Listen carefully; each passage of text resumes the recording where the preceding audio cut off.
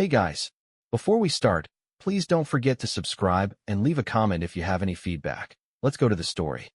I, 23F, graduated college with honors. But when I walked across that stage and the dean read out my name, my parents' faces went pale, not with pride, but with something that looked almost like guilt. For 4 years, they paid every cent of my twin sister's tuition.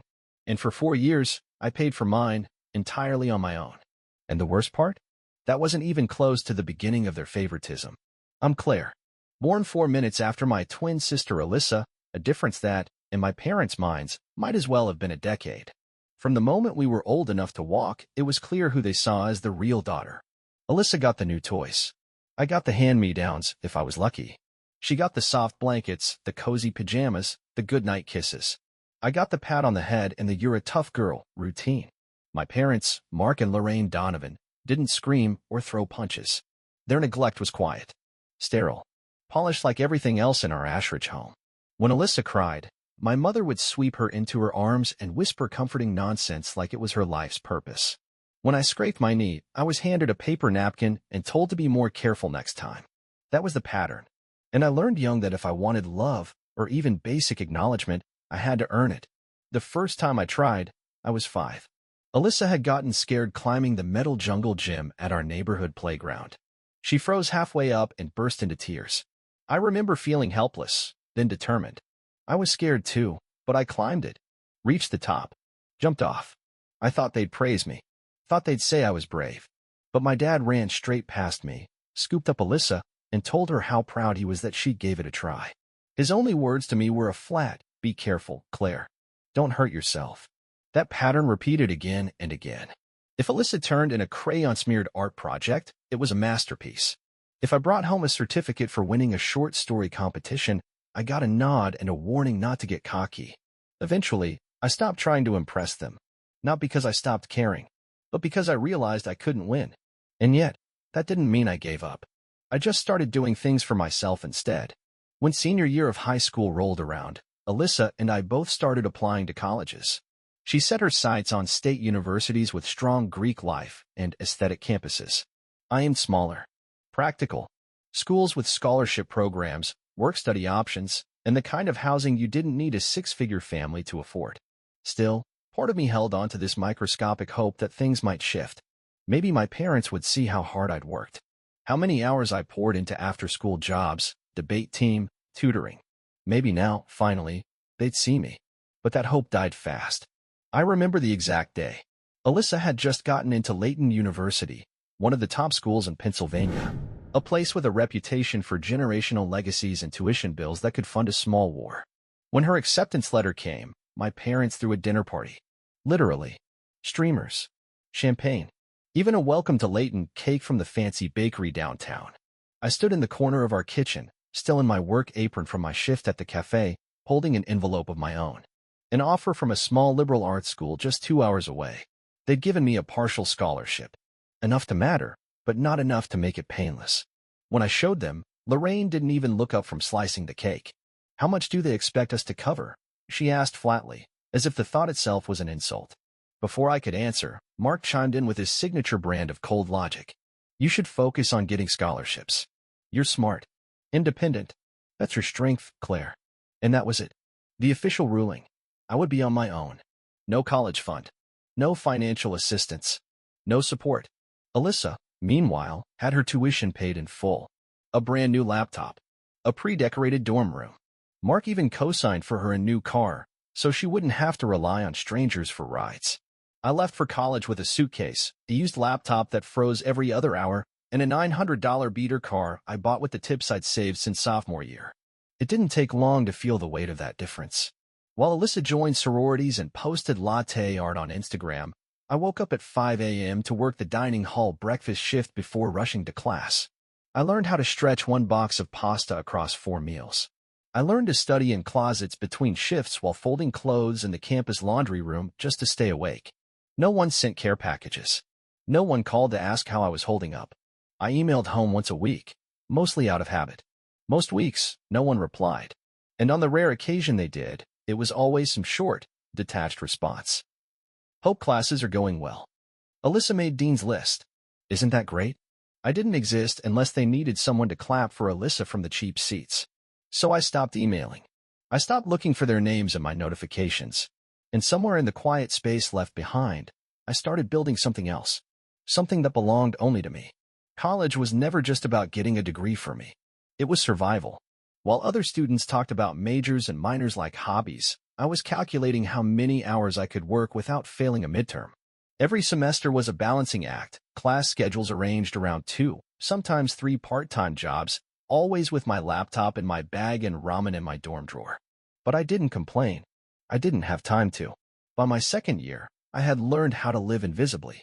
I'd become a master at finding quiet corners of campus to study, negotiating with professors for deadline extensions when a work shift ran too long, and pretending I wasn't exhausted every single day.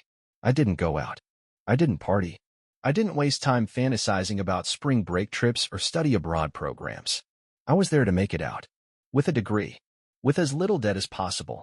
And with no one to thank but myself. Alyssa, meanwhile, had become a walking Pinterest board.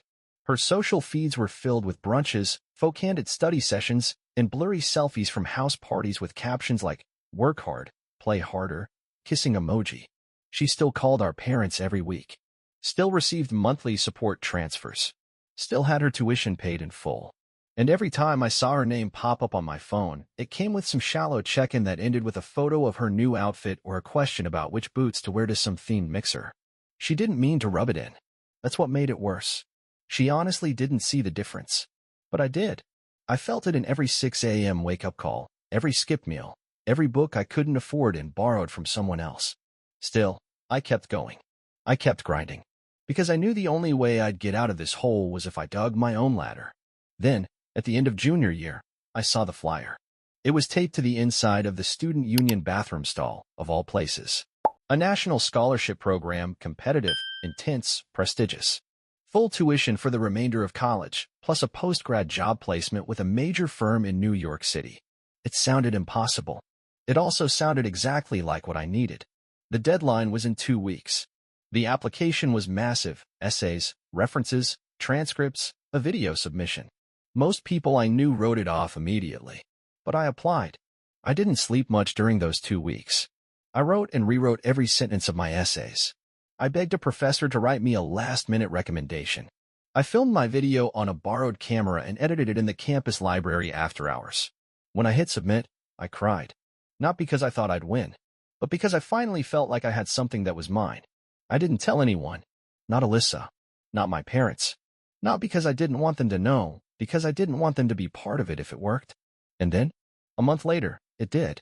The email came on a Thursday morning.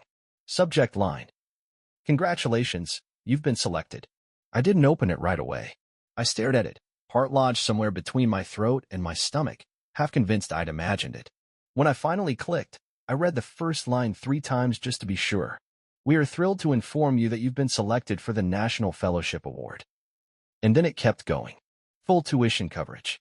Professional mentorship. Summer housing in Manhattan. Guaranteed job placement post-graduation at one of the top firms in the city. I couldn't breathe. I just sat there in the corner of the library, stunned, one hand over my mouth while the other hovered over my laptop like the rest of the words might vanish if I touched them.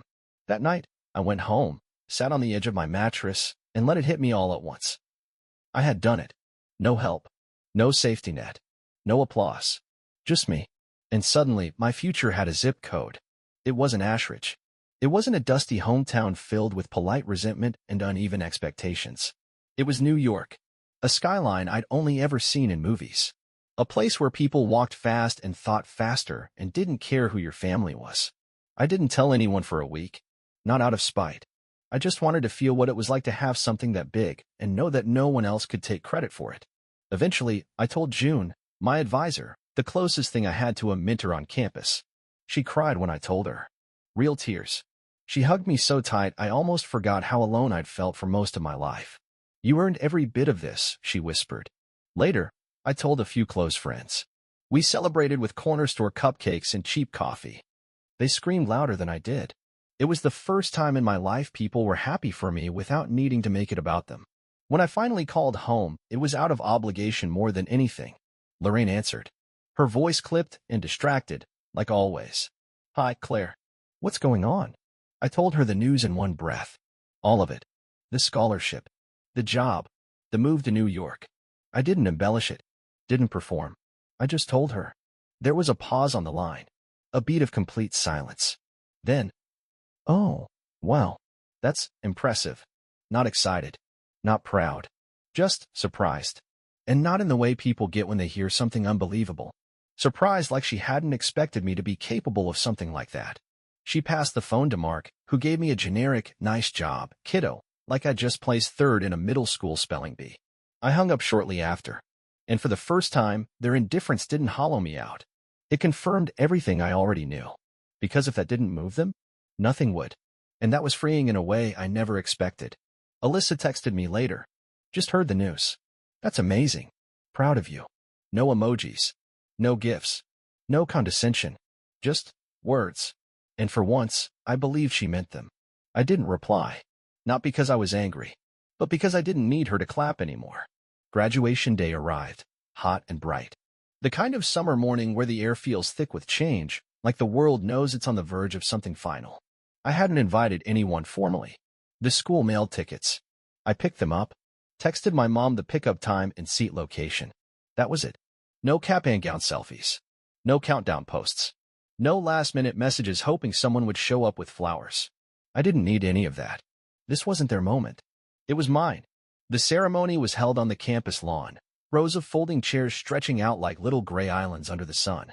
Students in black robes milled around nervously, tassels flapping, as we double-checked our names and rehearsal notes. I kept to myself, not out of isolation, but because I was soaking it in. Every second, every sound, every breath. Because this wasn't just a ceremony, it was the final page of a chapter one had written with my bare hands. From the stage, I could see the audience assembling. Parents, siblings, friends clapping, laughing, cheering. And then I spotted them. Mark and Lorraine. Sitting stiffly in the second row, sunglasses on, faces unreadable. Alyssa wasn't with them. I wasn't surprised. She'd graduated a year earlier. Her celebration had been an event, catered, photographed, branded like a lifestyle launch. Mine was 3 plastic chairs and a program printed on recycled paper. Still, I walked that stage with my spine straight and my name called loud and clear. Not just Claire Donovan, but Claire Donovan, recipient of the National Fellowship Award, graduating summa cum laude, offered direct placement in New York City. There was a pause, like people weren't sure they'd heard right. Then the applause broke. And this time, it was for me. I shook hands, accepted my diploma, looked out at the sea of faces and saw my parents not smiling, not clapping, not even standing. Mark's jaw was tight. Lorraine's lips were aligned. I smiled anyway, because in that moment, I knew they were finally seeing me, not as the quiet twin, not as the backup plan, but as something they hadn't expected, someone who succeeded without them. After the ceremony, I didn't look for them. I didn't need to. They found me, eventually. Lorraine approached first, sunglasses still on, a stiff bouquet in her hand, probably grabbed last minute from a grocery store. She handed it to me like it was a receipt. "We didn't know about the award," she said. "You never told us." I met her eyes. "You never asked." She blinked, swallowed, said nothing. Mark stepped forward. "New York, huh? Yeah, big move." I shrugged. "I'm ready." And I was. They offered to take me to lunch. I declined. Not cruelly. I don't mean to make a point. Just because I had plans with people who had shown up. I turned to go. Lorraine called out softly behind me. "You could have told us, Claire. We're your family." I didn't turn around. I just kept walking. Because finally, I believed something more than I ever believed them. Blood doesn't make someone your family. Respect does. And I'd finally earned mine from people who mattered. I moved to New York in August. The city was everything I imagined: loud, fast, and unapologetic. A place where no one cared who your parents were, what car you drove, or what you wore to your high school formal. Here, everyone was too busy chasing something bigger. It felt like oxygen. I rented a studio apartment with creaky floors and windows that rattled when the subway passed, but I loved it. It was mine. I bought a second-hand desk, strung some lights over the bed, and taped my fellowship acceptance letter to the wall like a badge of survival. The job started fast. Corporate, sleek, and competitive. But I held my own, because I knew how to juggle pressure, how to thrive under weight. While others panicked over deadlines, I saw puzzles. While they asked for help, I solved the problem quietly. Every meeting, every pitch, every project. I showed up like someone who had clawed her way into the room. Because I had. It wasn't long before people noticed. By the end of my first quarter, my name was being mentioned in leadership meetings. I was assigned a mentor, pulled into a strategy team, and offered a stipend for a professional development program. My old life felt like a distant echo. Until one day it didn't. It was a Saturday in late October. Crisp air. Pumpkin stands on corners. I'd just come back from the farmer's market with a tote full of things I once thought were luxuries. Real coffee, fresh flowers, a good loaf of bread. There was a letter waiting in my mailbox. Handwritten. No return address. Inside, a card. From Lorraine. Hope you're settling in well. We've been thinking about you. Your cousin Emily is applying to schools in New York. Any chance you could meet with her? She looks up to you. I stared at the words. Not because I was shocked by the request, but because of how hollow it sounded. Like she had skipped straight past everything that had happened and assumed I'd slot back into the helpful daughter role like a puzzle piece she forgot she'd thrown away. No mention of the scholarship. No mention of the years they watched me struggle and said nothing. Just, we've been thinking about you. I didn't respond. Instead, I wrote a note of my own. I didn't send it, but I kept it taped inside my planner. It said, thinking about someone and respecting them are not the same thing. I'm not here to fill the gaps in your narrative. I built a life without you. I intend to live it the same way. And I meant every word. Because of this new life, it wasn't an escape. It was a reward for surviving what I was never supposed to. I hadn't been home in nearly 3 years. Not for holidays. Not for birthdays. Not for the dozens of polite excuses my family gave for why Alyssa needed celebrating and I didn't. But that December, I got a message from Alyssa. It wasn't dramatic. No guilt tripping. Just this. Hey, I know it's been a while, but we're doing a small Christmas dinner. I'd like to see you. No pressure. And for some reason, I said yes. Maybe I was curious.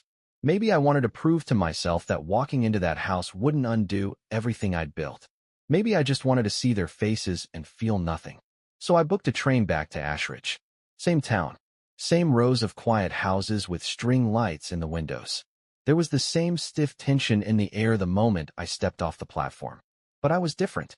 And that made all the difference. I stayed in a hotel. Told them politely that I preferred the space. That alone shifted something. When I walked into the house, the air was awkward, like they'd been rehearsing a script they weren't sure I'd accept. Lorraine gave me a brittle smile. Mark hugged me stiffly. Alyssa seemed nervous in a way I'd never seen before, like she knew exactly what this night could expose. Dinner was quiet. No fighting. No passive digs. But also, no acknowledgement. Nothing about New York. Nothing about the award. Nothing about the degree or the job or the years I survived without them. Instead, they asked how the weather was. If I still liked black coffee. If I'd been to any Broadway shows. Surface-level stuff. Like I'd just been out of town a few weeks instead of cut from the family lineup for nearly a decade. At one point, Mark said, "You've made a name for yourself, huh?" I didn't smile. Didn't nod. I just said, yes. That was all. Because I wasn't there to perform. Not for them. Not anymore. After dessert, Alyssa pulled me aside. Her eyes were soft. Tired. "You've changed," she said. I waited. "I used to think you were jealous of me. But I think you were just surviving. And I never really saw that."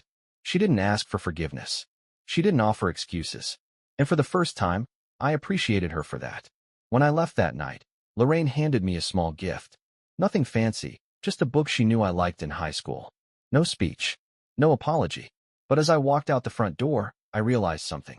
They were trying. In their own clumsy, too late, half-aware way, they were trying. And me? I wasn't angry. I wasn't proud of them either. Free to decide who I let in. Free to walk into a home and know it no longer had the power to define me. Spring in New York is a funny thing. Everything blooms at once. People come alive again. The streets hum louder, like the city knows everyone made it through another winter, and now it's time to move forward. That's where I was forward. My fellowship had officially wrapped. I'd been offered a full-time position, a corner office in a high-rise I once couldn't have imagined stepping into. 6 figures. Full benefits. A team of my own. A mentor who actually saw me. I was weeks away from signing. Then I got another letter. Not from my parents. Not from Alyssa. From the dean of students back at my college. The university was launching a mentorship initiative pairing former scholarship recipients with new low-income, first-gen students. The dean said she'd thought of me immediately, asked if I'd be interested in helping build the program from scratch. It wouldn't be glamorous. No Manhattan skyline. No corporate ladder. Less money. But more meaning. More me. I stared at that email for an entire afternoon, and something inside me whispered, "You fought so hard to belong. But maybe you were meant to build something instead." So I said yes. I turned down the high-rise, the big title, the sleek offer, and I went back, not to Ashridge, to the school where I once walked 3 miles in the snow to save a bus pass. The place where I first realized I had value even when no one at home said it out loud. I started working with students like me, kids whose names didn't get cheered, who didn't get care packages or parent weekends or backup plans, kids who carried themselves like shadows and apologized for asking questions. I showed them how not to shrink. And one day, a student looked at me during a workshop and said, "It's just, people like us don't usually make it." I smiled. "You made it here, didn't you?" They nodded slowly. And I added, "That's the hardest part. The rest? You'll build." That night, I sat on my tiny porch with a cup of coffee and wrote a letter. Just one paragraph. Not to send, but to remember. "Dear Claire, you were never invisible. They just never looked properly. And thank God for that. Because of the life you built, they'd have never let it happen. Keep going." And I have.